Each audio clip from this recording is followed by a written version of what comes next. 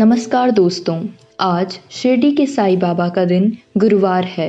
बाबा के भक्त इस दिन व्रत रखते हैं और कीर्तन करते हैं। साईं बाबा को हर धर्म के लोग पूजते हैं क्योंकि उनका विश्वास यही था कि ईश्वर एक है, सबका मालिक एक उनका प्रमुख अनमोल वचन था। जीवन भर उन्होंने किसी धर्म का प्रचार नहीं किया। बाबा ने अपने जीवन काल में ऐसे चमत्कार दिखाए जिनके बारे में आज भी चर्चा होती है। आज हम साईं बाबा के उन्हीं चमत्कारों के बारे में जानेंगे। शिरडी साईं बाबा के चमत्कार। साईं ने अपने जीवन काल में ऐसे कई चमत्कार दिखाए जिससे लोगों ने उनमें ईश्वर का अंश महसूस किया।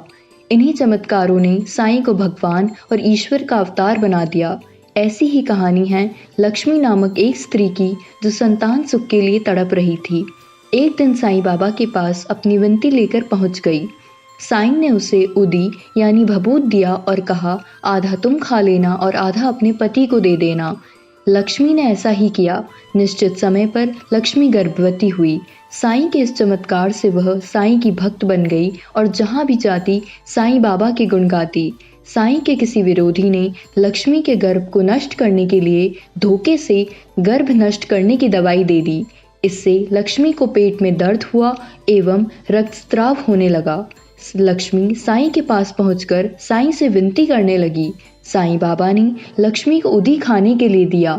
उदी खाते ही लक्ष्मी का रक्तस्राव रुक गया और लक्ष्मी को सही समय पर संतान सुख प्राप्त हुआ। फकीर से साईं बाबा बनने की कहानी। कहा जाता है कि सन 1854 ईस्वी में पहली बार साईं बाबा शिरडी में दिखाई दिए। उस समय बाबा की उम्र लगभग 16 वर्ष थी। शिरडी के लोगों ने बाबा को पहली बार एक नीम के वृक्ष के नीचे समाधि में लीन देखा। कम उम्र में सर्दी गर्मी भूख प्यास की जरा भी चिंता किए बगैर बाल योगी को कठिन तपस्या करते देखकर लोगों को बड़ा आश्चर्य हुआ। त्याग और वैराग्य की मूर्ति बने साईं ने धीरे धीरे गांव वालों का मन मोह लिया। कुछ समय शिरडी में रहकर साईं एक दिन किसी से कुछ कहे बिना अचानक वहां से चले गए। कुछ सालों बाद चांद पाटिल नाम के एक व्यक्ति की बारात के साथ साईं फिर शिरडी में पहुंचे।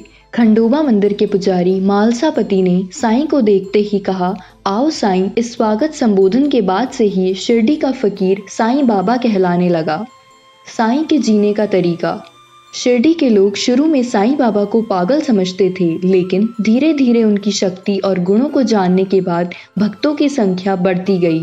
साईं बाबा शिरडी के केवल 5 परिवारों से रोज दिन में 2 बार भिक्षा मांगते थे। वे टिन के बर्तन में तरल पदार्थ और कंधे पर टंगे हुए कपड़े की झोली में रोटी और ठोस पदार्थ इकट्ठा किया करते थे। सभी सामग्रियों को वे द्वारका माई लाकर मिट्टी के बड़े बर्तन में मिलाकर रख देते थे। कुत्ते बिल्लियां चिड़िया निसंकोच आकर खाने का कुछ अंश खा लेते थे।